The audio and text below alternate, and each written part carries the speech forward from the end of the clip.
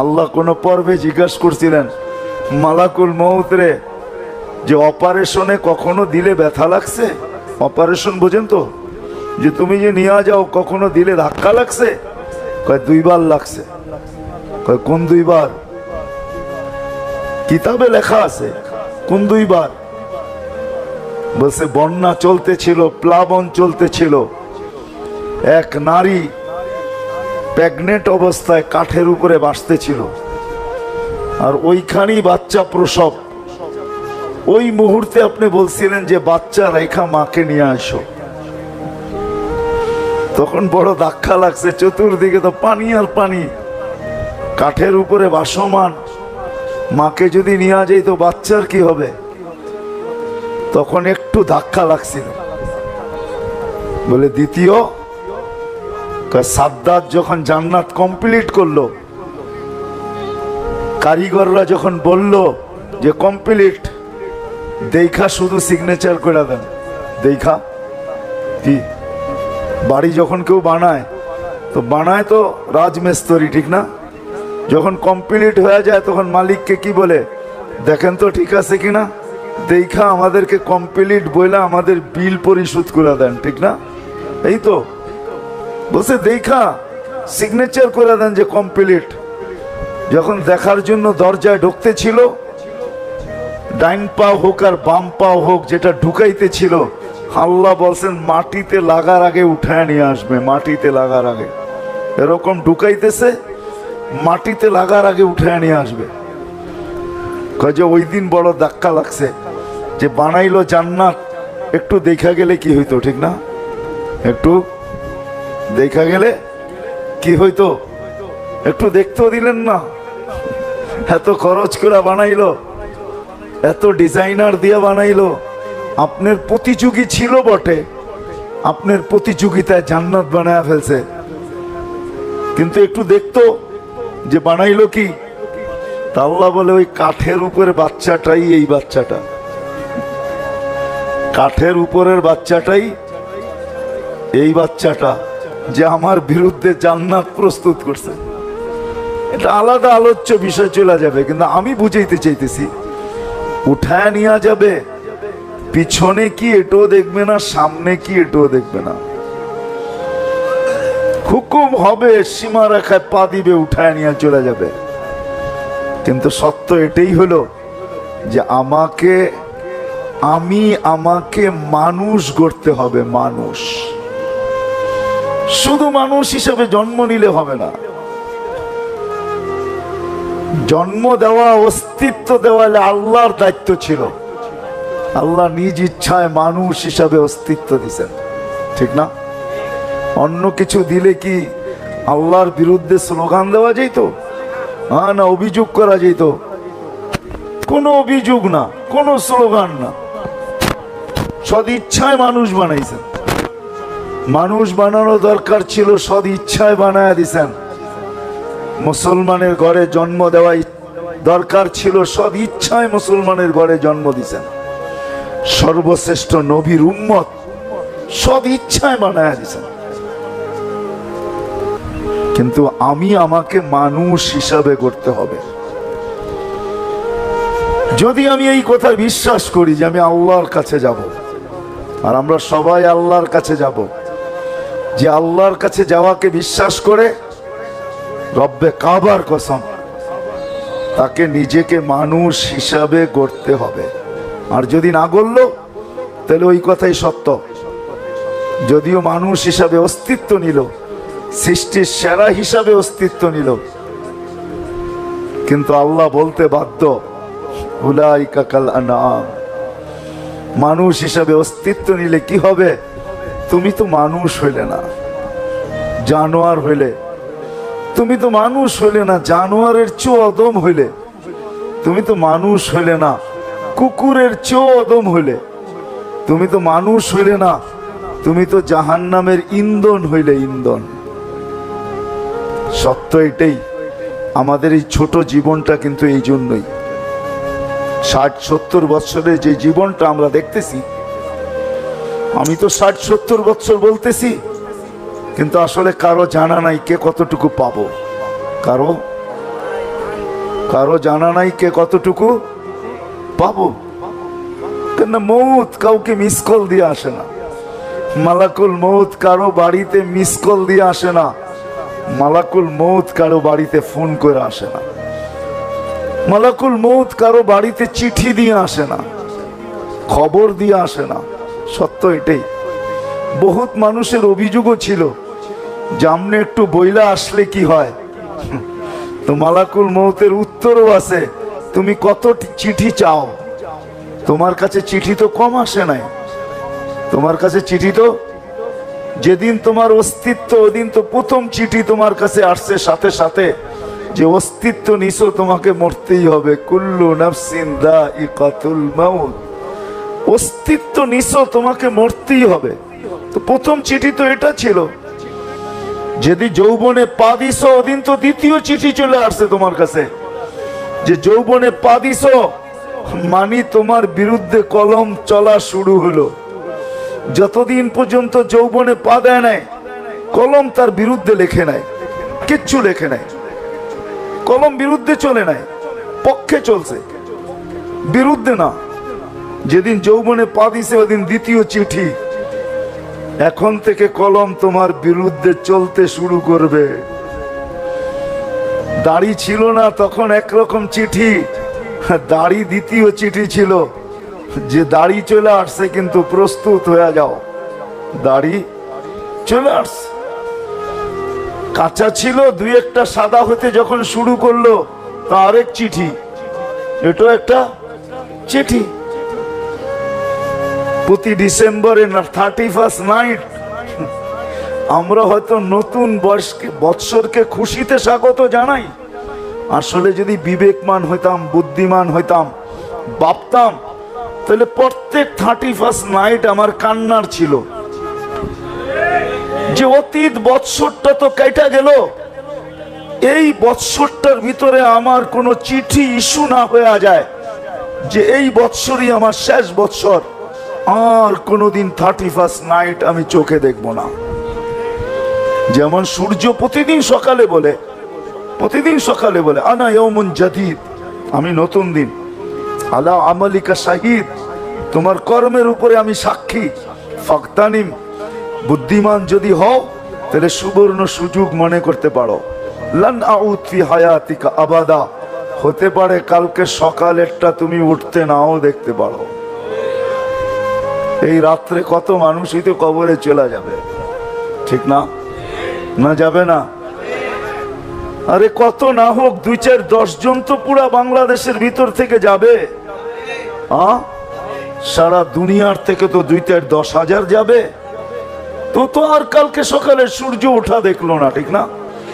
তো 31 নাইট কিন্তু আমার খুশির ছিল না, কান্নার ছিল। যদি আমি বুদ্ধিমান হইতাম তাহলে আমি কাঁদতাম, একটা বৎসর তো আমি পার করে দিলাম। যেইভাবেই পার করে দিয়া থাকি, সুখে আর দুঃখে, জীবিত ছিলাম, একটা বৎসর আমার পার হয়ে গেছে। সামনের বৎসরটা আমি পার করতে পারবো কি পারবো না, এই কান্না আমার রাত্রে আসতো যে আজকে একটা চিঠি হয়তো ইস্যু হয়েও গেছে যে এই বৎসরের 31 নাইট আর একে আমরা দেখাবো না। কি হতে পারে না? পারে না? কিন্তু আমরা তো খুশিতে স্বাগত জানাই। যা হোক, কথাকে আমি গুছায় নিয়ে আসি। মানুষ রূপরেখায় মানুষ হইলেই মানুষ হয় না। রূপরেখার মানুষ না, রূপরেখার মানুষ হয় না। আমাদের সমাজে হয়, কাগজে কলমে হয়, কিন্তু মানুষকে মানুষের মতো মানুষ গড়তে হয়। অস্তিত্বটা আল্লাহর দায়িত্ব ছিল, গঠনটা আল্লাহর দায়িত্ব ছিল, পূর্ণতা আল্লাহর দায়িত্ব ছিল। আল্লাহ পূর্ণতা দিয়া মানুষ মার পেট থেকে অস্তিত্ব দিছেন। যাকে পূর্ণতা দেন নাই তার উপরে প্রশ্নের আঙ্গুলে উঠান নাই। যেমন কেউ বাকশক্তি নিয়ে আসে নাই মার পেটের থেকে, সে পূর্ণতা নিয়ে আসে নাই, বাকশক্তির নিয়ে আসে নাই, এটাও কিন্তু অপূর্ণতা। বাকশক্তি নিয়ে আসে নাই, বাকশক্তি সম্বন্ধে তাকে কিচ্ছু জিজ্ঞাসা করা হবে না, মরার পরে কিচ্ছু জিজ্ঞেস করা হবে না বাকশক্তির ব্যাপারে। অথচ আপনাদেরকে আমি এক সাহাবীর কাহিনী শুনাইতে পারি শর্টে। আবু দুজানা রাদিয়াল্লাহু তাআলা আনহু, যিনি ওই সাহাবী যিনি বদরের যুদ্ধ থেকে নিয়ে বিদায় হজ পর্যন্ত আল্লাহর রসুলের সঙ্গে ছিলেন। একটা যুদ্ধে উনি পিছিয়ে ছিলেন না। শর্টে বলতেছি, উহুদের যুদ্ধে আল্লাহ রসুল সাল্লাল্লাহু আলাইহি ওয়াসাল্লাম বললেন যে আমি এখন তলোয়ার দিতে চাই, যারা এই তলোয়ারের আমি একটা তলোয়ার দিতে চাই, কে কে নিতে প্রস্তুত? তো সবাই দাঁড়াইলেন। তো আল্লাহর রসুল বললেন, শোনো, এটার হক কয়জন আদায় করতে পারবা এটা বলো। এই তলোয়ারের হক আদায় করতে হবে, শোনো, নিলে চলবে না। তো সবাই পয়সা গেলেন, মাত্র 3 জন দাঁড়ায় থাকলেন, আবু দুজানা, ওমর রাদিয়াল্লাহু তাআলা আনহু আর জুবায়ের রাদিয়াল্লাহু তাআলা আনহু, 3 জন। আল্লাহর রাসূল 3 জনের ভিতরে চয়েস করলেন আবু দুজানা, হ্যাংলা পাতলা সাহাবী, ওনাকে হাতে উঠায়া দিলেন, দেখো এটার হক কিন্তু আদায় করবে। তো উনি হাতে নিয়ে কতগুলা ছন্দ পড়লেন, ছন্দ, কতগুলা আরবিতে ছন্দ পড়লেন যে আমি কিন্তু আবু দুজানা, আমার হাতে আল্লাহ রসুলের তরবারি, হুকুম হলো এটার হক আদায় করব। আজকে দুনিয়া দেখবে যে আমি এটার হক কি করে আদায় করি। উনি জুবায়ের রাদিয়াল্লাহু তাআলা আনহু বলতেছেন, আমি পিছে পিছে হইলাম, যে আমার মতো হাট্টা গাট্টা লোক ওমর রাদিয়াল্লাহু তাআলা আনহুকে না দিয়েছেন, আমার মতো একটা লোক, দেখতে 7 ফিট, যেরকম শরীর এরকম চেহারা, এরকম শক্তি, এরকম হাট্টা, এরকম গাট্টা, আমাকে দিল না, দিল এই হ্যাংলা পাতলা। আমি দেখমু কি হক আদায় করে, কি হক আদায় করে। বাস উহুদের ময়দানে নামলেন, এক চুটে 2.5 থেকে 3 হাজারের পুরা সফ যেখান দিয়া ঢুকলেন, শেষ মাথায় যায় থামলেন, এর আগে থামলেন না।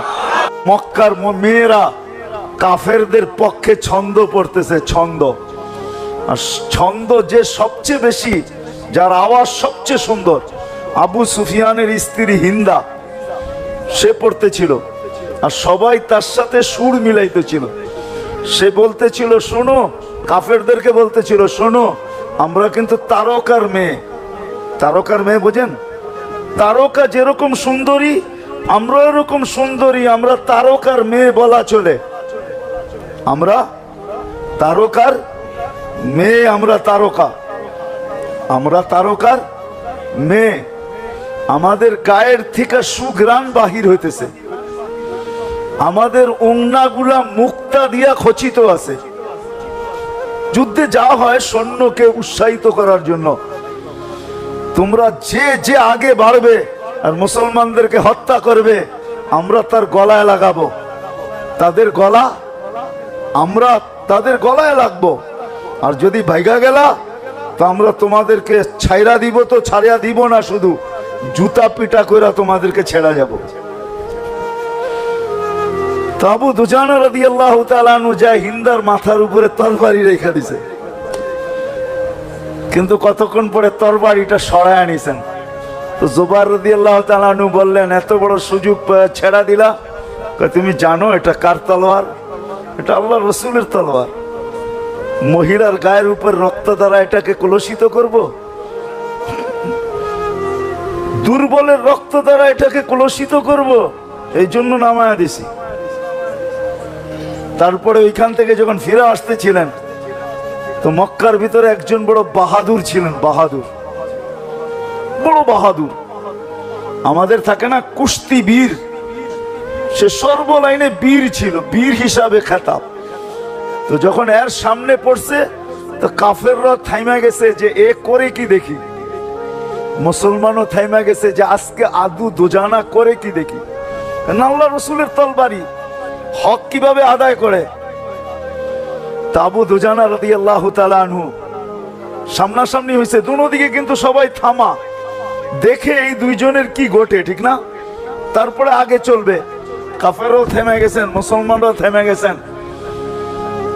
তো তো চলতেছে তরবার চালানি, কিন্তু ওই বীর যে মক্কার, সে প্রথম তরবারি চালাইছে, আবু দুজানা রাদিয়াল্লাহু তাআলা আনহুর কাদের ভিতরে একটু জখম হয়ে গেছে। তা আবু দুজানা রাদিয়াল্লাহু তাআলা আনহু যখন দ্বিতীয়বার তরবারি চালাইছেন, তো ওরে এইখান দিয়া তরবারি দিয়া দুই টুকরা করে দুই দিকে ফেলাইয়া দিয়েছেন। তো জুবাইর রাদিয়াল্লাহু তাআলা আনহু বলেন যে আমার বুঝে আসছে কেন আল্লাহর রাসূল একে তরবারি দিছে। তো উনি ইয়ামানে শহীদ হইছেন, মিথ্যা নবীর বিরুদ্ধে যা লড়তে যায়, যুদ্ধে ইয়ামামা বলে এটাকে, ওই যুদ্ধে উনি শহীদ হয়েছেন। তো উনি শহীদ হয়ে মারা যাওয়ার আগ মুহূর্তে উনি বলতেছেন যে আমার জীবনের কোনো আমল আল্লাহর কাছে পেশ করার মতো আমার চোখে নাই। এটা আপনাদেরকে আমি বুঝাইতে চাইতেছিলাম যে আমার জীবনের কোনো আমল আল্লাহর কাছে পেশ করার মতো আমার কাছে নাই, শুধু একটা আমল ছাড়া, একটা আমল ছাড়া কোনো আমল আল্লাহর কাছে পেশ করার মতো নাই। অথচ উনি বদরি, এমন কোন যুদ্ধ নাই বদরের যুদ্ধ থেকে নিয়ে বিদায় হজ পর্যন্ত উনি আল্লাহ রসুলের পাশে না ছিলেন। আর যিনি আল্লাহ রসুলের তলোয়ারের হক আদায় করছেন এরকম সাহাবী, কিন্তু উনি বলতেছে আমার কাছে কোনো আমল নাই আল্লাহর কাছে পেশ করার মতো, শুধু একটা ছাড়া। বলছে সেটা কি? বলছে আমার এই জবান দিয়ে আমি কাউকে আজ পর্যন্ত কষ্ট দেই নাই। এটা দিয়া কাউকে, এটা বুঝানোর জন্যই এতটুক কাহিনী আপনাদেরকে বুঝাইলাম। আমি জবান দিয়ে কাউকে কষ্ট দেই নাই, জবান দিয়া কাউকে কষ্ট দেই নাই, জবান দিয়া কাউকে কখনো কাউকে কোনো কটু কথা বলি নাই, কষ্ট দেই নাই। হইতে পারে এই আমলটাই আমার কাজে লাগবে। তো মানুষ নিজেকে মানুষ গড়তে হয়, জন্ম নিলেই মানুষ হয় না, নিজেকে মানুষ গড়তে হয়। বাকি আল্লাহর করণীয় আল্লাহ কমপ্লিট করছেন। যেটা বুঝাইতে বুঝাইতে এই পর্যন্ত আসছিলাম যে আল্লাহ অস্তিত্ব দিছেন, যার জবান নাই এখান থেকে, যার বাক শক্তি নাই এখান থেকে বাহির হয়ে গেছে। যার বাক শক্তি নাই তার বাক শক্তির কোনো হিসাবও নাই, হিসাবও নাই। যার শ্রবণ শক্তি নাই তার কোনো শ্রবণ শক্তির হিসাব নাই। আল্লাহ যাকে পূর্ণতা দেন নাই তার থেকে যেটা দেন নাই ওটার হিসাব নিবেন না। কিন্তু আল্লাহ মেহেরবানি করে আমাদেরকে মার পেটের থেকে পূর্ণতা দিয়ে অস্তিত্ব দিছেন, আবার এই পূর্ণতাকে আনতে আনতে এক পর্বে নিয়ে আসছেন। যুবককে যৌবনের পর্বে, নারীকে নারীত্বের পর্বে, পুরুষকে পুরুষত্বের পর্বে, শিক্ষিতকে শিক্ষার পর্বে, দীক্ষিতকে দীক্ষার পর্বে, এক এক পর্বে আল্লাহ নিজ ইচ্ছায় নিয়ে আসছেন। যেটা আল্লাহর করণীয় ছিল। কিন্তু আপনার আমার করণীয় এতটুকুই যে নিজেকে মানুষের মতো মানুষ তৈরি করা। ওই যে বললাম না, চলে যেতে হবে। আমি হয়তো সময়ের গতির অপেক্ষা করি, কিন্তু আমার জীবনের গতিটা কোনোদিন আমার জন্য অপেক্ষা করবে না। সে গড়াইতে গড়াইতে গড়াইতে গড়াইতে চলতে চলতে চলতে চলতে চলতে আমাকে কোনো না কোনো মুহূর্তে ওই রেখার উপরে দাঁড় করায় দিবে, যে রেখায় দাঁড় হইতে দেরি মালাকুল মউত আমার বুকে হাত রাখতে দেরি করবে না, আমাকে উঠায় নিতে দেরি করবে না, আমি চলে যাব। বিদায় আসেন, কোথার শেষ জায়গায় আমি চলে আসছি। আসেন নিজেকে মানুষের মতো মানুষ গড়ি, শিখি যে আমি মানুষের মতো মানুষ হব কি করে, কোথায় গেলে হব। বাশীরান ওয়া নাযীরা দাঈয়ান ইলাল্লাহ রাহমাতাল লিল আলামিন শাফীআল মুযনিবিন হারিসুম বিল মুমিনিন রাউফুর রহিম সাল্লাল্লাহু আলাইহি ওয়া আলা আলিহি ওয়া আসহাবিহি ওয়া আতবাইহি সালাতান ওয়া সালামান কাসীরান কাসীরা। أما بعد فأعوذ بالله من الشيطان الرجيم بسم الله الرحمن الرحيم إن الله اصطفى لكم الدين وقال جل جلاله فلا تموتن إلا وأنتم مسلمون وقال رسول الله صلى الله عليه وسلم ألا إن رخى الإسلام لدائرة فدوروا مع الإسلام حيث دار أو كما قال عليه الصلاة والسلام উক্ত ইসলাহী মাহফিলের সম্মানিত সভাপতি, উপস্থিত ওলামায়ে কেরাম, কাছে বা দূরের থেকে আগন্ত মুসলমান ভাইয়েরা, যেই পর্যন্ত লাউড স্পিকারের আওয়াজ পৌঁছতেছে, যদি শোনার সুযোগ থাকে তো পর্দার অন্তরালে মা ও বোনেরা, কোরআন হাদিস থেকে যতটুকুই তেলাওয়াত করলাম আশা রাখি একই সামনে রেখে কিছু কথা রাখব। সাথে সাথে সকলের কাছে অনুরোধ, কথাগুলো ধ্যান খেয়াল একাগ্র চিত্তে মনোযোগ সহকারে শুনব, সাথে সাথে দোয়া করব আল্লাহ আমাদের সবাইকে বুঝার, শিখার, মানার তৌফিক দান করেন।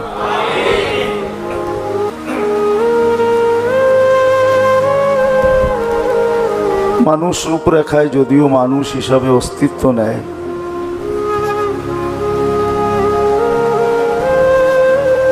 শুধু রূপরেখায় মানুষ হিসাবে অস্তিত্ব নিলেই মানব সমাজে মানুষ হিসাবে পরিচিত বটে, কিন্তু যে আল্লাহ আমাদেরকে মানুষ হিসাবে অস্তিত্ব দিয়েছেন সদ ইচ্ছায়, বা যে আল্লাহ আমাদেরকে মুসলমানের ঘরে অস্তিত্ব দিয়েছেন সদ ইচ্ছায়, যে আল্লাহ আমাদেরকে সর্বশ্রেষ্ঠ নবীর উম্মত বানাইছেন সদ ইচ্ছায়, শুধু রূপরেখা নিয়ে মানুষ জন্ম নিলেই মানুষ হয় না।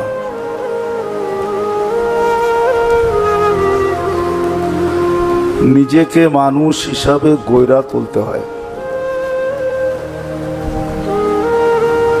নিজেকে মানুষ হিসাবে তৈরি করতে হয়, গড়ে তুলতে হয়, তৈরি করতে হয়। মানুষ হিসাবে অস্তিত্ব নিলেই মানুষ হয় না, কেননা মানুষ সৃষ্টির ভিতরে সেরা। মানুষের চেয়ে শ্রেষ্ঠত্ব আল্লাহ কাউকে দেন নাই আর কাউকে দিবেনও না। একমাত্র আল্লাহর সিদ্ধান্ত এটাই যে মানুষই সৃষ্টির সেরা। ওয়ালাকাদ কাররামনা বনি আদম। যদি মানুষ হিসাবে অস্তিত্ব নিলেই মানুষ হইতো, তাহলে আল্লাহ মানুষকে কোনোদিন না জানোয়ার বলতেন, না এর চেয়ে অধম বলতেন, না কুকুরের ন্যায় বলতেন,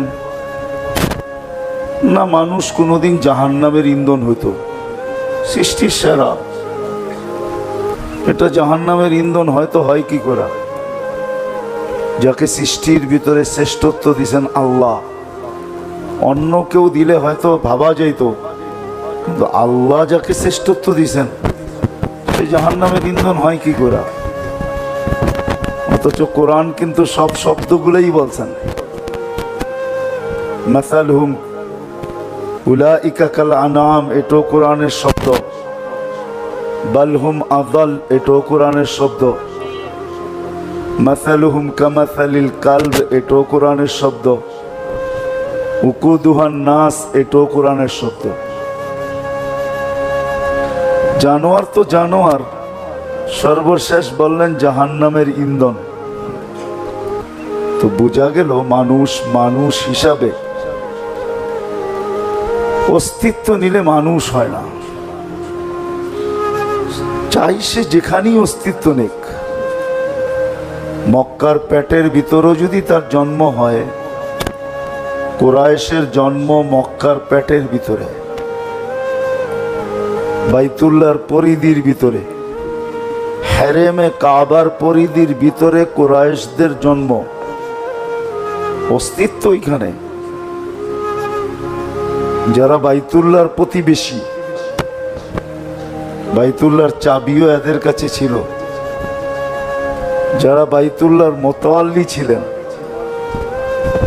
জমজম কুয়ার মালিক যারা ছিলেন, অনেক কিছু ছিলেন, তারপরেও দেখা যায় এত উত্তম জায়গায় জন্ম নেওয়ার পরেও আবু জাহেল অবশ্যই জাহান্নামের ইন্ধন। শুধু জাহান্নামের ইন্ধন না, আল্লাহ রসুল সাল্লাল্লাহু আলাইহি ওয়াসাল্লাম নিজে বলতেছেন, ফেরাউন ও হাদিহিল উম্মাহ, এই উম্মতের ফেরাউন যদি কেউ দেখতে চাও তাহলে আবু জাহেলকে দেখো, সে এই উম্মতের ফেরাউন। অথচ মক্কার পরিধির ভিতরে তার জন্ম। তো যেখানেই জন্ম নেক, বংশ যত উঁচাই হোক, কেননা সত্য এটাই, যেই বংশের থেকে আমাদের নবীজি নির্বাচিত, ওই বংশ কোনো ছোটখাটো বংশ না। কি বলেন? ছোটখাটো কি? আপনাদের ধারণা কি ছোট খাটো? এর চেয়ে উচ্চ কোনো বংশ দুনিয়াতে আসে না আর আসবে না। এটা জিবরিল আলাইহিস সালামের ফতুয়া, ওনার উক্তি, কল্লাবতুল কাবাইলা কুল্লাহ মা ওয়াজাদতু আশরাফা মিন কুরাইশ। কুরাইশের থেকে উত্তম কোনো বংশ আল্লাহ তৈরি করেন নাই, কেননা নবীরা সদা সর্বদা উচ্চ বংশের ভিতর থেকে আসেন। আর দুজাহানের বাদশাহ যেই বংশ থেকে আসবে, ওই বংশটা সারা দুনিয়ায় সবচেয়ে উঁচা হওয়া, এটাই স্বাভাবিক, এটাই বাস্তব, যার চেয়ে উঁচা কোনো বংশ নাই। জন্ম নেক না উঁচা বংশে, জন্ম নেক না উঁচা জায়গায়। রূপরেখায় যদি মানুষ মানুষ হতো, হ্যাঁ আমাদের সমাজে হয়, খাতা কলমে হয়, এই দুনিয়ায় হয়, কিন্তু আল্লাহর কাছে রূপরেখায় যদি মানুষ মানুষ হইতো, তাহলে কবির কথাটা কিছু না কিছু হইলেও সত্য হইতো। কোন ফার্সি কবি বলছেন, মানুষ যদি রূপরেখায় মানুষ মানুষ হইতো, তা আল্লাহর রসুল সাল্লাল্লাহু আলাইহি ওয়াসাল্লাম আর আবু জাহেলের গঠনগত দিক দিয়া অনেক কাছাকাছি ছিলেন, অনেক অনেক কাছাকাছি ছিলেন। নাহলে কবি কেন লিখবেন, গর্বা সুরত আদমি গর ইনসাবুদে, আহমদ ও আবু জাহেল এক সাবুদে। দুইজন গঠনের দিক দিয়ে কাছাকাছি ছিল, বেশি একটা দূরত্ব ছিল না, কাছাকাছি। রূপরেখায় গঠনের দিক দিয়া কাছাকাছি ছিলেন, বাহ্যিক দৃষ্টিতে কাছাকাছি ছিলেন। তো মানুষ রূপরেখায় মানুষ হয় না, চাই যেখানেই জন্ম নেক, চাই যেই বংশেই জন্ম নেক, চাই যেমন কুলেই আসুক। কুল চিনেন? কুল, কুল চিনেন? চিনেন না? মা বাবার কুল বলে না? যেমন কুলেই আসুক, যেমন কুলেই আসুক।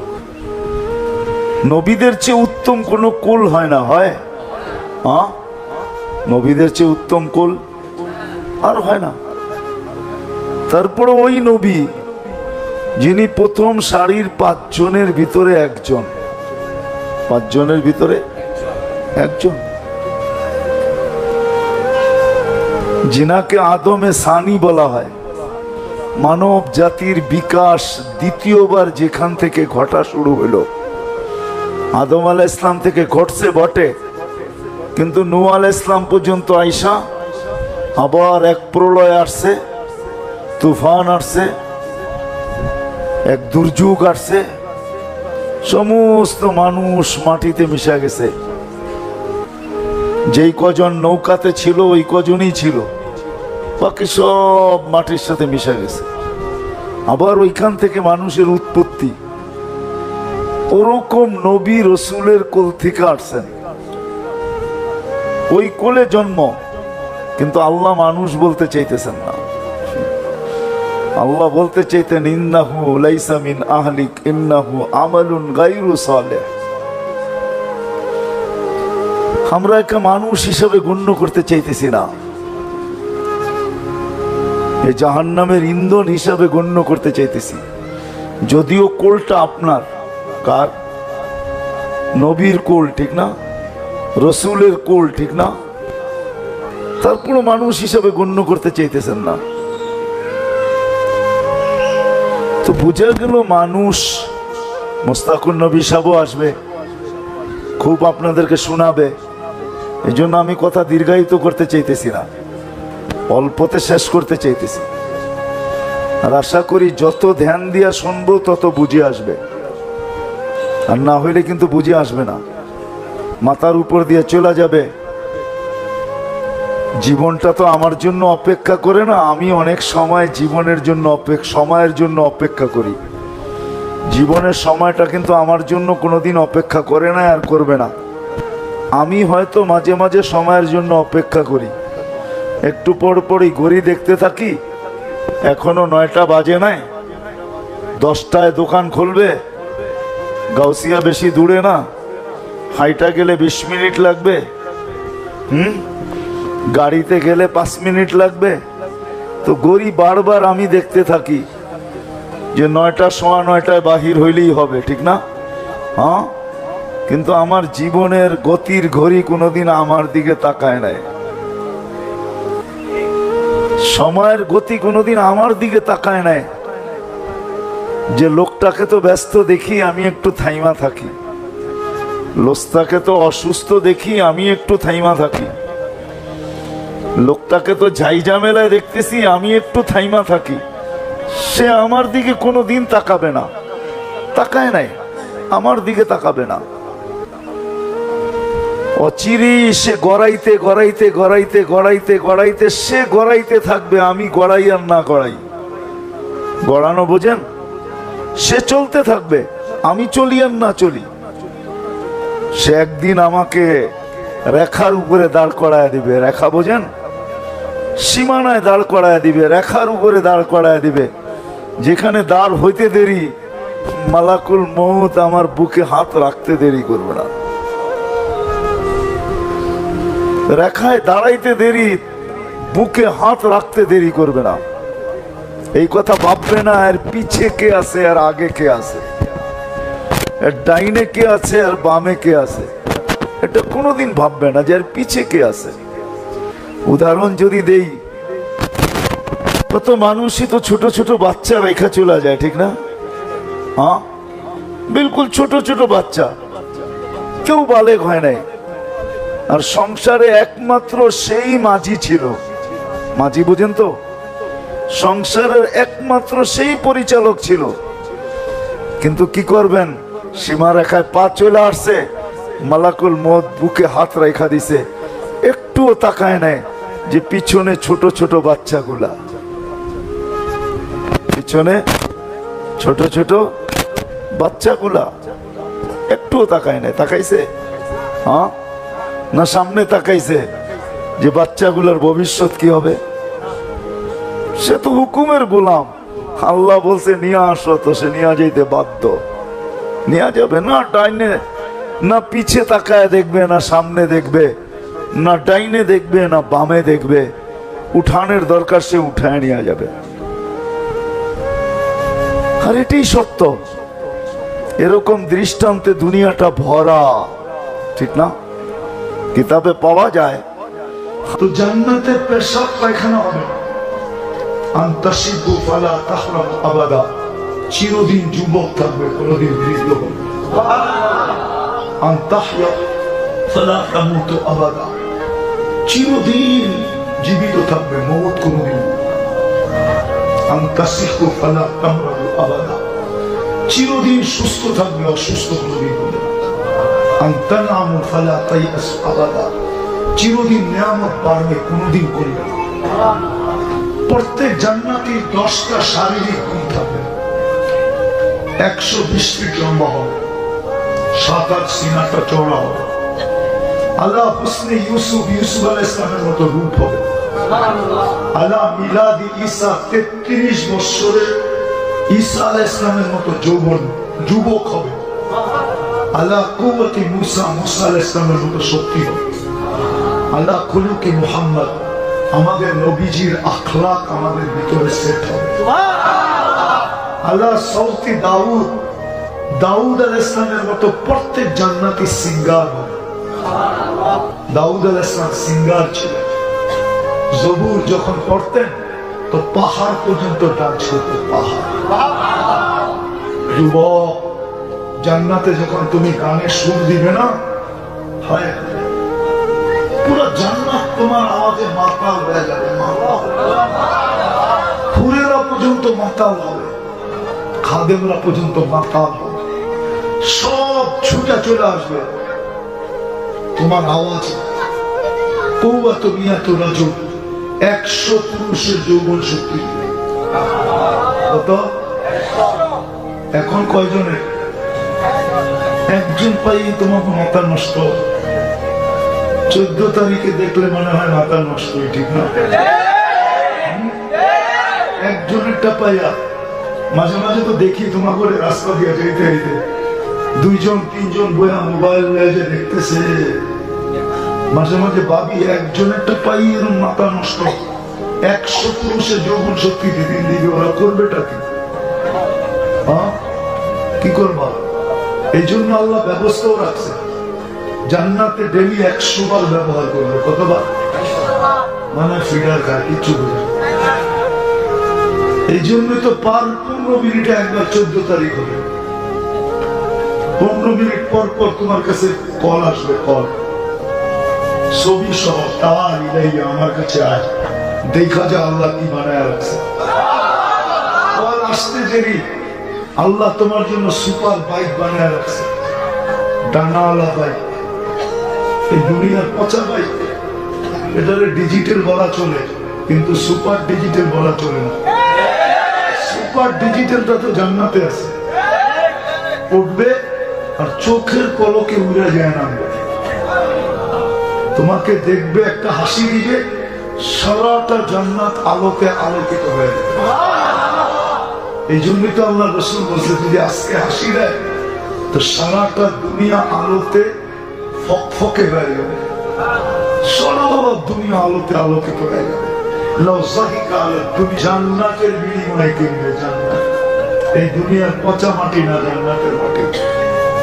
জান্নাতের মাটি হবে মুশক আর জাফরান মিশ্রিত। চিনেন তো না মুশক, আর চিনেন তো না জাফরান। হায়, যদি নিয়ে যেতে পারতাম একটু, তাহলে স্পেনে দেখে আনতে পারতাম যে জাফরান বলে তো বলে কাকে। শত শত মাইল জাফরানের বাগান, কি তার কালার, ঠিক না? আর কি তার গ্রাম। এটা তো দুনিয়ার জাফরান। জান্নাতের জাফরান তো হচ্ছে কোটি গুণ বেশি গ্রাম হবে, কোটি গুণ বেশি কালার হবে। জান্নাতের মাটি হবে জাফরান আর মুশক মিশ্রিত। কে দেখা এসব বলছে? আমাদের নবীজি সচক্ষে দেখা এসব বলছে। কখনো যখন বাপে দেখা আসে আর ছেলেকে বলে, তখন যদি কেউ জিজ্ঞাসা করে তুই দেখছিস, তো ছেলেও যদি ছেলে হয় তাহলে অবশ্যই বলে যে বেটা আমার বাপ দেখা আসছে, মানে আমি দেখা আসছি। আমাদের নবীজি দেখা আসছে মানে আমরা উম্মত দেখা আসছি, ঠিক না? সত্য তো? আবার একটা উদাহরণ দেখি, ঘরালারা যদি কোনো মেয়ে দেখা আসে আর ছেলে যদি এরকমই লাজুক হয়, আয়সা বলে আমাদের পছন্দ, যেমন চাইছি তেমনই, তোমার সাথে খুব মিলবে। আর ছেলেকে যদি বলে তুমি দেখা আসো, তো ছেলে ভদ্র হইলে কি বলে, আরে তোমাদের দেখাই আমার দেখা। আমাদের নবীজির জান্নাত দেখা মানে আমাদের নবীজি দেখা এসে বলছে জান্নাতের মাটি মুশক আর জাফরান। বিল্ডিং গুলা হবে সোনার ইট আর রূপার ইট দিয়া। দুনিয়ার এই পচা মাটির ইট না, এই সাত সিমেন্ট দিয়া মিলাবে না। আল্লাহ মুস্ক দিয়া দুটাকে জড়বে। দুনিয়ার মতো এত ছোট তালা না, দুনিয়ার মতো 12-13 ফিটের তালা না, জমিন থেকে আকাশ পর্যন্ত এক তালার দূরত্ব। বলবেন এত বড় সিঁড়ি কিভাবে বাইব? ওইখানে সিঁড়ি থাকবে না, সুপার এক্সেলেটর লাগানো, হাতে চলবে না, মন দিয়া চলবে। যত তালায় যেতে চাইবেন চোখের পলকে অত তালায় উঠায়।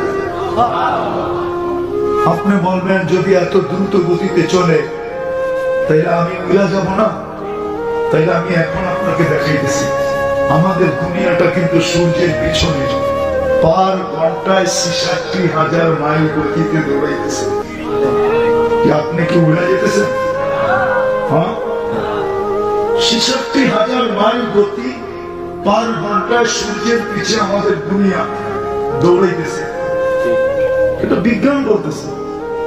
1000 মাইল পার ঘন্টায় ঘুরতেছে, 24 ঘন্টায় একবার প্রদক্ষিণ হয়। এই জন্যই আমাদের দিন রাত 24 ঘন্টা, কেননা আমাদের দুনিয়ার ফুটবলটা 24,000 মাইল পার ঘন্টায় 1000 মাইল ঘুরে। কি আপনি কি ছিটকে দিতেছেন? কে আপনাকে স্থির রাখছে? ঠিক ওইখানেও দ্রুত গতিতে যাবেন, কিন্তু সিটকেয়ার করবেন। হলো জবাব হলো সুপার লিফট লাগানো, মন দিয়ে চলবে, বটন দাবাইতে হবে।